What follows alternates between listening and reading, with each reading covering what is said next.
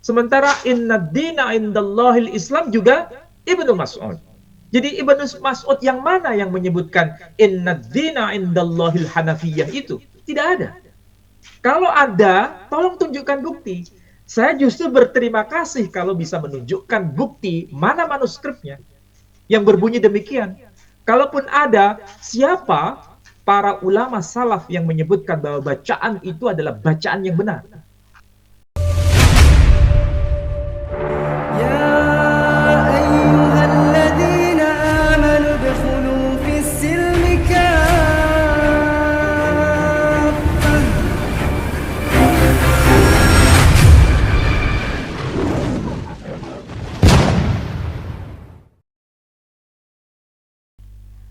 Assalamualaikum warahmatullahi wabarakatuh. Selamat siang, selamat sore, saudara-saudariku. Jumpa kembali di Al-Ayyubi Channel. Salam satu Tuhan, salam akal sehat. Dr. Bambang Nursena mengkritik Al-Quran menggunakan bukunya Arthur Jeffrey.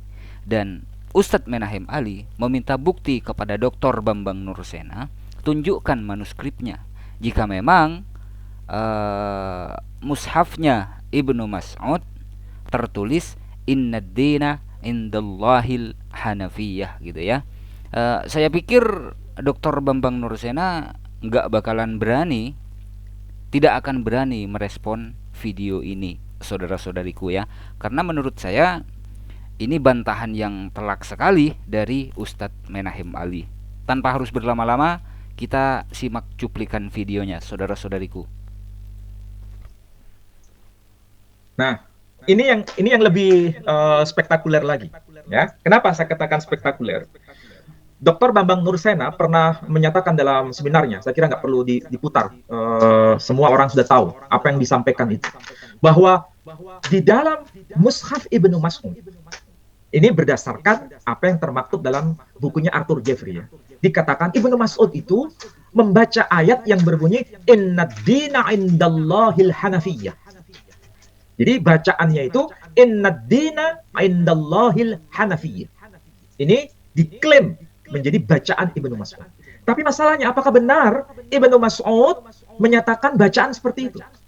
Faktanya apa yang termaktub dalam Quran yang diriwayah Warsh yang sandarannya itu kepada Ibnu Mas'ud, ternyata tidak ada tulisan atau bacaan inna dina indallahil hanafiyah. Justru tertulis inna dina indallahil Islam. Coba perhatikan itu, ada angka 18, berarti setelahnya adalah ayat 19. Ini surah ketiga, surah Ali Imran, ayat 19. Tertulis, inna dina indallahil Islam. Coba lihat itu karakter hurufnya. Huruf nun tidak ada titik kan? Huruf nun seperti huruf ro, panjang hurufnya, dan di tengahnya tidak ada titik. Ini karakter dari tulisan Maghribi. Dan ini melestarikan bacaan Ibnu Mas'ud. Sekali lagi, Mushaf Ibnu Mas'ud, ayat-ayat yang termaktub dalam Mushaf Ibnu Mas'ud benar-benar masih otentik yang sampai kepada kita melalui riwayat Imam Warsh. Dan kita bisa lihat di sini, ayatnya berbunyi inna dina indallahil Islam. Sekarang kita bisa lihat, apakah ada ayat yang berbunyi inna dina indallahil hanafiyah? Tidak ada. Kalau ada yang menyatakan demikian, berarti harus bisa menghadirkan mana dokumen yang benar-benar berbunyi inna dina indallahil hanafiyah. Harus tunjukkan dokumennya. Ternyata tidak ada satupun dokumen yang berbunyi inna dina indallahil hanafiyah. Semua dokumen itu berbunyi inna dina indallahil Islam. Baik riwayat dari Ibnu Mas'ud yang kita baca melalui mushaf yang kita kenal yang disebut sebagai qiraah Warsh ataupun qiraah Hafiz. Bunyinya juga sama. Inna dina indallahil Islam. Arti harfiahnya sesungguhnya ajaran yang dianggap benar di hadapan Allah Subhanahu wa taala hanyalah Islam. Ini adalah pernyataan ayat yang termaktub dalam ayat yang ke-19 dari surah Ali Imran. Jadi sekali lagi, Pak Dondi harus paham dalam konteks ini bahwa tidak ada satupun bacaan yang dikatakan berasal dari Ibnu Mas'ud yang berbunyi inna dina indallahil hanafiyah. Tidak ada. Kalaupun ada, itu hanya termaktub dalam bukunya Arthur Jeffrey. Bukunya Arthur Jeffrey diterjemahkan dari tulisan yang berjudul Kitab Al-Masahif. Tetapi di situ yang menulisnya Abu Daud itu menyatakan bahwa tidak ada ayat yang berbunyi demikian. Sudah ada penjelasan. Hanya masalahnya itu tidak dikutip. Seakan-akan itu memang berasal dari Ibnu Mas'ud. Padahal bukan. Jadi sekali lagi, ini penting untuk pembahasan kita ya, karena kita basisnya dokumen. Jadi kalau dikatakan ayat dari versi Ibnu Mas'ud, tidak ada. Faktanya di sini kita bisa menjumpai bacaan Ibnu Mas'ud, yakni wa ausa biha Ibrahim. Ada dari qiraah Ibnu Mas'ud. Sementara inna dina indallahil Islam juga Ibnu Mas'ud. Jadi Ibnu Mas'ud yang mana yang menyebutkan inna dina indallahil Hanafiyah itu? Tidak ada. Kalau ada, tolong tunjukkan bukti. Saya justru berterima kasih kalau bisa menunjukkan bukti mana manuskripnya yang berbunyi demikian. Kalaupun ada, siapa para ulama salaf yang menyebutkan bahwa bacaan itu adalah bacaan yang benar? Sementara semua ulama salaf menyebutkan bacaannya adalah inna dina indallahil Islam, baik itu dari riwayat Sayyidina Ali bin Abi Thalib maupun riwayat dari Ibnu Mas'ud radhiyallahu anhu. Jadi kalau begitu, ini Ibnu Mas'ud yang mana?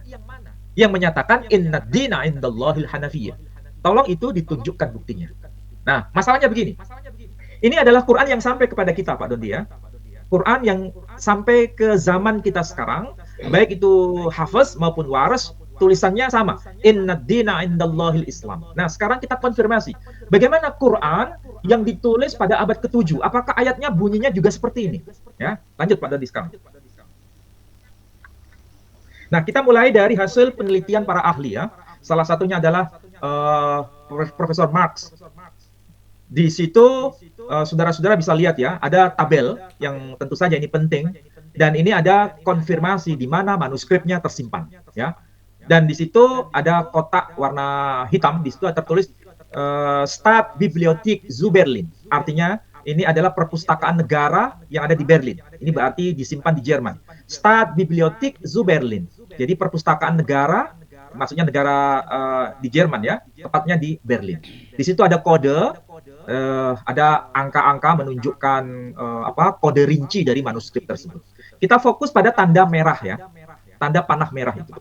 Di situ ada nama kota disebut Berlin, sehingga manuskripnya disebut manuskrip Berlin. Manuskrip Quran Berlin. Ada juga manuskrip Quran Birmingham. Ada manuskrip Quran Tübingen. Ada manuskrip Quran Leiden. Ini nama yang dicantumkan ini bukan nama Muslim ya. Profesor Marx itu yang bagian atas, paling atas ada nama Marx di situ. Dan ada kode manuskripnya ya. Kita fokus manuskrip yang disebut manuskrip Berlin.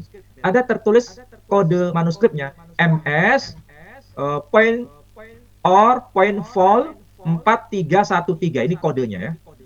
Nah, fokus kemudian pada kotak yang warna merah hati itu, kotak yang bagian kanan itu, ada angka menunjukkan tahun melalui uji karbon.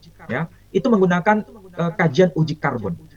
Kajian uji karbon ini itu kajian ilmiah karena menggunakan bahan kimia. Ternyata menentukan angkanya itu luar biasa. 606 itu batas awal. Sedangkan batas akhirnya 652. Maksudnya 606 tahun 606 Masehi, 652 maksudnya tahun 652 Masehi. Karakter hurufnya disebut Hijazi. Berarti ini karakter tulisannya sangat kuno. Tidak seperti yang kita jumpai sekarang. Nah, seperti apa bentuknya nanti saya share ya. Ini kita fokus ke riset para ahli dulu. Salah satunya manuskrip Quran yang disebut manuskrip Berlin. Ingat, angka tahunnya adalah 606 Masehi sampai 652 Masehi. Ini adalah penggunaan karbon, radiokarbon atau yang disebut karbon C14, ini bahan kimia, untuk mendeteksi usia tahun berapa manuskrip ini eksis. Oke? Nah, sekarang kita lanjut pada slide berikut. Nah, ini contoh konkret ya.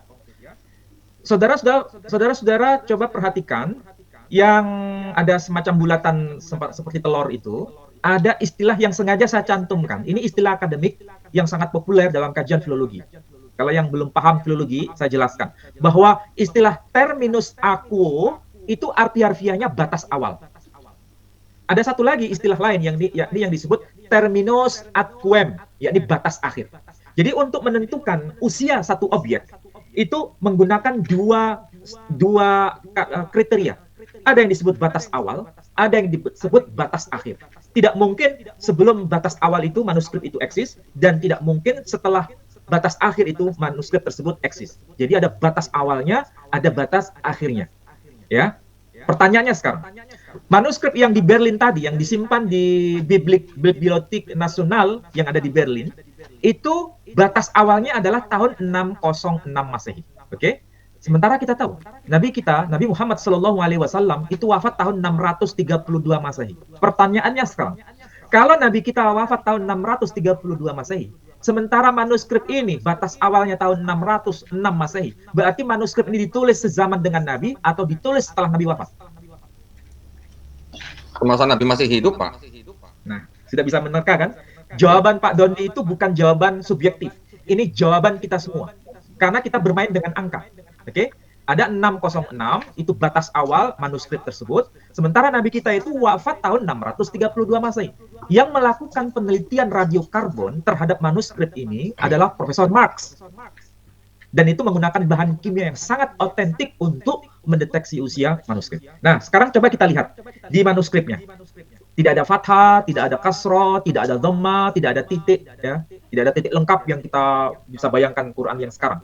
Fokus pada yang saya beri tanda kotak itu. Ya. Coba perhatikan itu. Yang bagian atas, bagian kiri itu tertulis innad. Jadi huruf alif, huruf nun, huruf alif, huruf lam, huruf dal. Ya. Yang paling pojok kiri, ya. Di dalam kotak ada huruf alif, huruf nun. Nunnya coba perhatikan tuh. Mirip enggak seperti huruf nun yang tadi? Yang waras tadi ya. Karakter apa? Waras.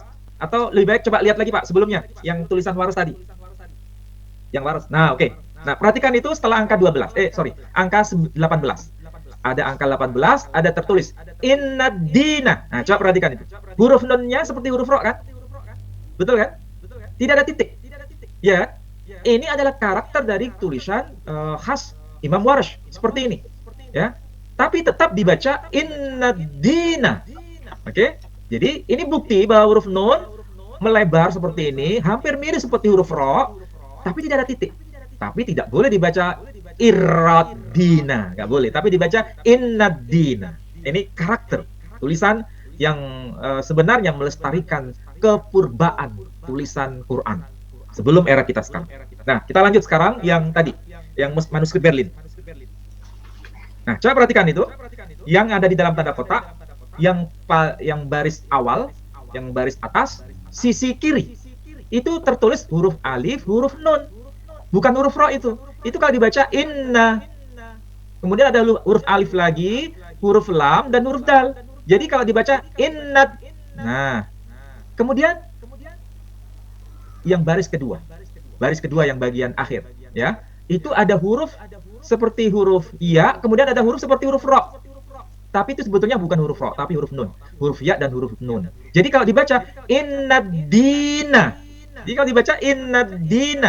kemudian huruf ain, ainda, kemudian Allah, kemudian al-Islam, ya kan? Jadi kalau dibaca innad-dina indallahil Islam, ini baris ke-10, baris ke-11. Baris ke-10 ada ayat berbunyi innad-dina, yang ke-11 indallahil Islam. Ini manuskrip abad keberapa? Abad ke-7. Terminus aquo, batas awalnya tahun 606 Masehi. Dan itu penelitian para ahli sudah menetapkan demikian. Nah, sementara Nabi kita Muhammad SAW wafat tahun 632 Masehi, berarti ini manuskrip ditulis pada saat Nabi masih hidup. Allahu Akbar. Jelas ya saudara-saudariku, kalau Ustadz Menahem Ali ini membahas sesuatu itu berbasis dokumen, berbasis data. Muncan reng matura benih pera apa capa gitu ya. Tapi menggunakan bukti. Ya, memakai data, memakai dokumen, dan tentunya saya yakin Dr. Bambang Nursena nggak bakal berani nonton video ini, dan Dr. Bambang Nursena nggak bakal berani merespon video ini.